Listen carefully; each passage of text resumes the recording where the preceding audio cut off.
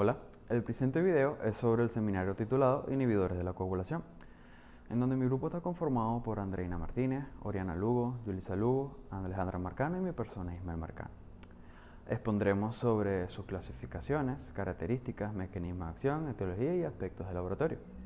Comenzando con el seminario, es importante saber que el control fisiológico de la hemostasia está limitado normalmente a los sitios de la lesión vascular. Aún presentándose una estimulación intensa, como lo es un traumatismo masivo a la circulación, sigue fluyendo en los sitios o vasos no involucrados, gracias a mecanismos fisiológicos del control de la coagulación. Estos se clasifican según su mecanismo o naturaleza de la siguiente manera: el flujo sanguíneo, la depuración hepática, inhibición por retroalimentación, disolución fibrinolítica e inhibidores bioquímicos. Comenzando con el flujo sanguíneo, se caracteriza en que la reducción de este promueve la actividad de la hemostasia, pero a su vez la normalización o el aumento del flujo a través del sitio de lesión actúa para limitar la coagulación, al diluir los factores activados y alejarlos del sitio. Ahora, en la parte de la depuración hepática, esta se caracteriza por la eliminación de estos factores de la coagulación activados, además de la plasmina y los complejos degradados de la fibrina del sistema circulatorio. Ahora, en la inhibición por retroalimentación, esta consiste en que algunos de los factores activados tienen el potencial de destruir a otros factores dentro de la misma cascada de la coagulación, donde estas enzimas limitan su propia producción, como es en el caso de la trombina, activando factores 5 y 8, que al aumentar son destruidas por la misma enzima. También el factor 10 activado posee la inhibición por retroalimentación. Y por último, se conoce que la coagulación se controla por el producto terminal, es decir, la fibrina, que inhibe la trombina por su gran afinidad, así como los productos de degradación de la fibrina, e inhiben la formación de fibrina e interfieren en la conversión de fibrinógeno a fibrina. Entre los inhibidores fisiológicos se presentan los inhibidores bioquímicos, proteínas que regulan las reacciones enzimáticas de las serinas proteasas y así evitan el inicio o la amplificación de la cascada de coagulación. Entre ellos se encuentran la antitrombina 3, también conocida como ATES3 o antitrombina, la cual es una glucoproteína de cadena simple de 50.000 daltons de peso molecular, producida en el hígado y en las células endoteliales. Según autores, es por mucho el inhibidor más importante de la coagulación, siendo una proteasa antiserina que actúa para inactivar todas las serinas proteasas de la cascada de coagulación, así como las plasminas y a la calicreína, siendo la función más significativa la inhibición de la trombina 2 activada, y también actúa como cofactor de la heparina. Hablando de la heparina, tenemos el cofactor 2 de la heparina, la cual se caracteriza por ser la segunda proteína anticoagulante con actividad de cofactor de la heparina, siendo una glucoproteína de cadena simple con peso molecular de 65.000 daltons. Este anticoagulante inhibe a la trombina y es sintetizado en el hígado como una cadena polipeptídica de 480 aminoácidos y su concentración plasmática es de aproximadamente 1.2 micromol, con una vida media de 2.5 días. El gen que codifica su síntesis está ubicado en la banda 11 del brazo largo del cromosoma 22. Ahora, en el inhibidor de la vía del factor tisular, IVFT, conocido anteriormente como inhibidor de la vía extrínseca, inhibidor de la coagulación vinculado con lipoproteína y anticonvertina, producido por varias líneas celulares, incluidas las células del hígado, pulmón, vejiga y tejido endotelial. Es un inhibidor de la serina proteasa de tipo Kunitz, siendo secretada por las plaquetas después de la estimulación con trombina o calcio, y siendo aumentada por la infusión de heparina en el plasma. Este inhibidor posee 3 dominios, los cuales inhiben el complejo factor 8 activado FT, factor 10 activado, y además posee 3 fondos comunes dentro de los vasos sanguíneos. Un fondo común importante está enlazado en la superficie endotelial, un fondo común menor circulando en el plasma y un tercer fondo que se encuentra en las plaquetas, la cual la mayor parte de esta está bajo la forma de complejos lipoproteicos y menos del 10% circula libre. Ahora, en la proteína C es un anticoagulante dependiente de la vitamina K, una glicoproteína de 52 kilodalton, descubierta en 1976, que al activarse inhibe la actividad de los cofactores 5 activado y 8 activado, por lo cual su deficiencia se vincula con trombosis venosa y en casos de hombre puede causar infertilidad. Además actúa junto al calcio y a la trombomodulina, siendo este su cofactor. Ahora, la proteína S es una proteína dependiente de la vitamina K, que se presenta en un 40% sin enlazar y el resto enlazada con un complemento C4b. Tiene una gran afinidad para las superficies fosfolipídicas y acelera la inactivación de los factores 5 activado y 8 activado. Como la proteína C, la deficiencia de esta proteína se asocia a la trombosis. Ahora, en alfa-2 macroglobulina es producida en el hígado, macrófagos y fibroblastos, codificada por el gen AS2M. Es una proteína plasmática que se encuentra ampliamente distribuida en el cuerpo, donde su concentración cambia con la edad, siendo mayores en niños y lactantes. Además, también se encuentra aumentada en el embarazo, en consumo de anticonceptivos y en otros trastornos, capaz de formar complejos con proteasas como trombina, plasmina y calicreína, llevando a cabo funciones de inhibición y depuración.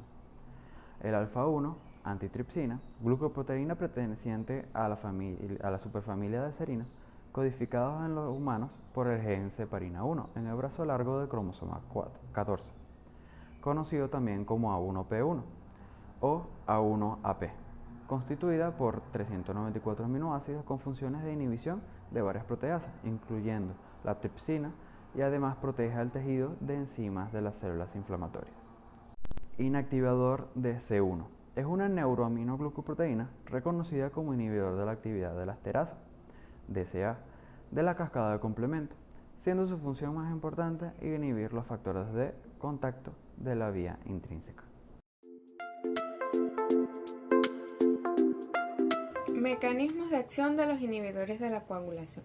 Los inhibidores bioquímicos son proteínas plasmáticas solubles que regulan las reacciones enzimáticas de la serina proteasa y evitan el inicio de la amplificación de la cascada de coagulación. Estos inhibidores de proteasas son antitrombina 3. La antitrombina 3 es una proteasa antiserina que actúa para inactivar todas las serinas proteasas en la cascada de coagulación en los factores 12, 11, 9, 10, 2, así como la plasmina y la calicreína. Su función más significativa es la inactivación de la trombina 2A. La molécula antitrombina 3 forma un complejo estequiométrico 1 en 1 con la trombina o un residuo de arginina en antitrombina 3 interactúa con el residuo de serina activo de la trombina. Este enlace entre el inhibidor y la enzima produce una pérdida de actividad enzimática de la trombina.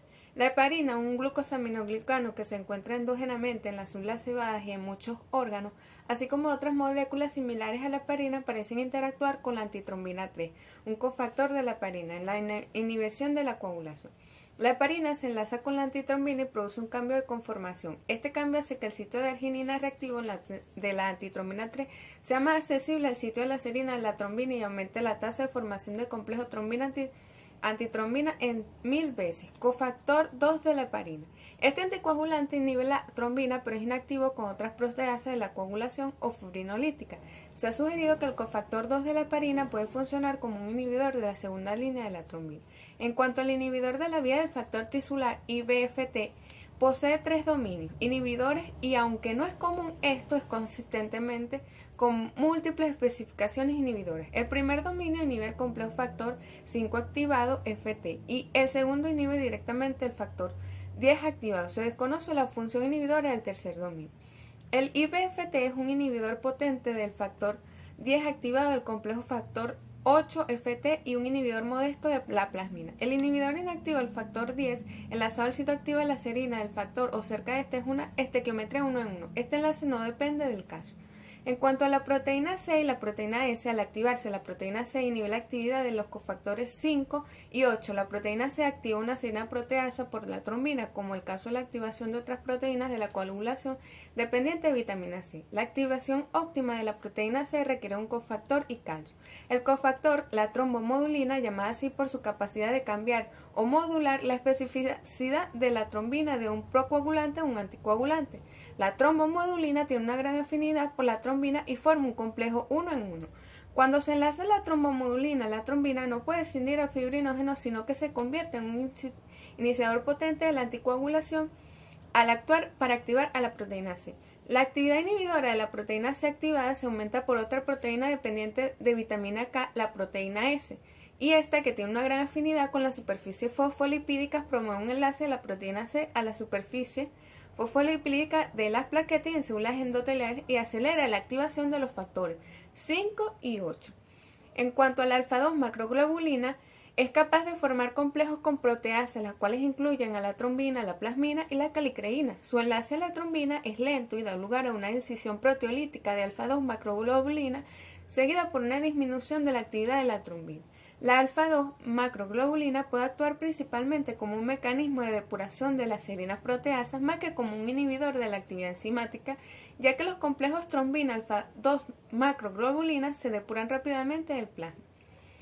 Por último, la alfa-1 antitripsina es una glucoproteína idéntica al IPC2, tiene una capacidad de inhibir varias proteasas, pero probablemente su función en la coagulación es secundaria. Se piensa que su actividad es más importante en el ámbito tisular.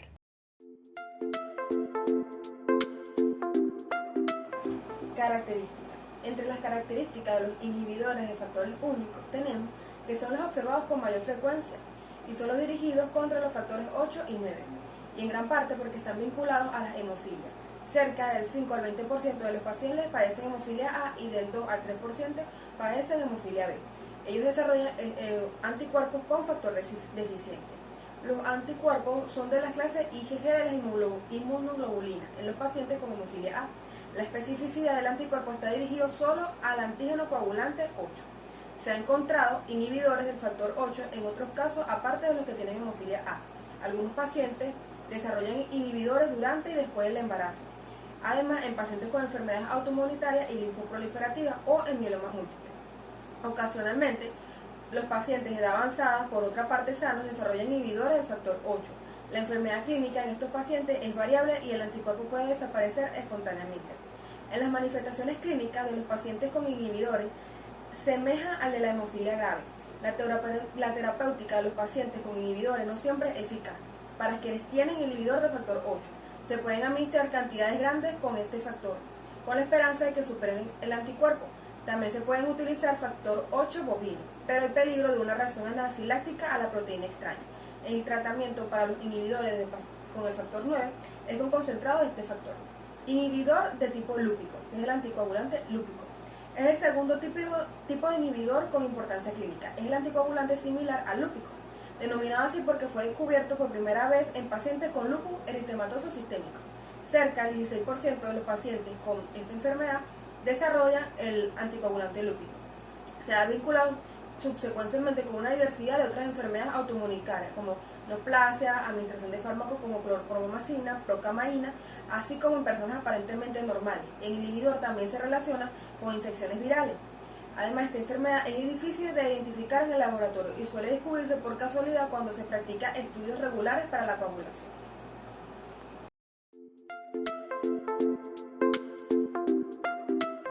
Inhibidor del factor único. Las pruebas de laboratorio en pacientes con inhibidores de los factores 8 o 9 semejan a las que se encuentran en quienes padecen deficiencias intensas. El TTPA está notablemente prolongado y las pruebas de detección son normales. Pueden practicarse estudios de mezcla con pruebas de detección para hacer distinción entre una deficiencia verdadera del factor y la presencia de un inhibidor. El plasma del paciente se mezcla en una proporción de 1 a 1 con plasma del control normal. El TTPA se repite en la mezcla y si el TTPA original está prolongado debido a la deficiencia del factor único, el plasma normal contendrá suficiente cantidad del factor faltante para corregir el TTPA a lo normal. En cambio, si está presente un inhibidor, la prueba de la mezcla permanece prolongada. Cuando se sugiere un inhibidor, deben practicarse pruebas adicionales para determinar su potencia. El inhibidor contra el factor 8 depende de la temperatura y su acción neutralizante se realiza durante un espacio de tiempo. Se han usado análisis de la potencia de los inhibidores en los cuales se incuba el plasma normal del paciente que contiene una cantidad conocida del factor 8 durante 2 horas a 37 grados centígrados. Durante este tiempo, el inhibidor, si está presente, inactiva el factor 8. Después de 2 horas se practica un análisis del factor 8 para ver la cantidad que resta de este factor en el plasma. Si queda 50% del factor 8 original, se dice que el inhibidor tiene una unidad Bethesda de actividad por mililitro. Los inhibidores débiles del factor 8 se pueden detectar por medio de un procedimiento sensible que usa una mezcla de 4 en 1 de plasma del paciente con plasma normal. Esta mezcla se incuba durante 2 horas igual a 37 grados centígrados. Después de la incubación se practica un TTPA con una alícuota de la mezcla para detectar la pérdida de actividad del factor 8. Se usa también una modificación para los inhibidores del factor 9. La interpretación del análisis debe realizarse con precaución debido a la naturaleza variable de los anticuerpos. Anticoagulante similar al lúpico ACSL. Los factores de coagulación no se inactivan por el anticoagulante lúpico. En vez de esto, el anticuerpo, que es IgG o IgM, o ambas, se combinan con la superficie fosfolípidos de los reactivos de prueba para el TTPA y ocasionalmente el TP, y causa la prolongación de la prueba o de las pruebas. El inhibidor lúpico suele descubrirse por casualidad cuando se practican estudios regulares de coagulación. El ACSL es difícil de identificar en el laboratorio. Para la identificación, primero debe diferenciarse de otras causas de un TTPA prolongado, como la presencia de heparina y la deficiencia de factor único. También debe diferenciarse de un inhibidor de factor específico.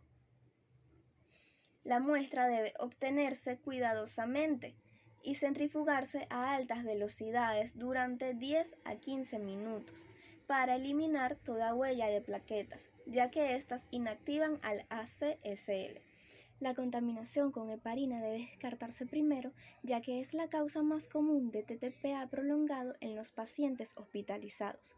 Esto puede practicarse con un tiempo de protrombina o un tiempo de rectilasa. El siguiente paso consiste en practicar el TTPA en una mezcla 1 en 1 del plasma del paciente y de control normal. Como se describió antes, el TTPA se corrige si hay deficiencia de un factor único. En presencia de ACSL no hay corrección. Se describen varios procedimientos de confirmación para distinguir un inhibidor de factor específico del ACSL.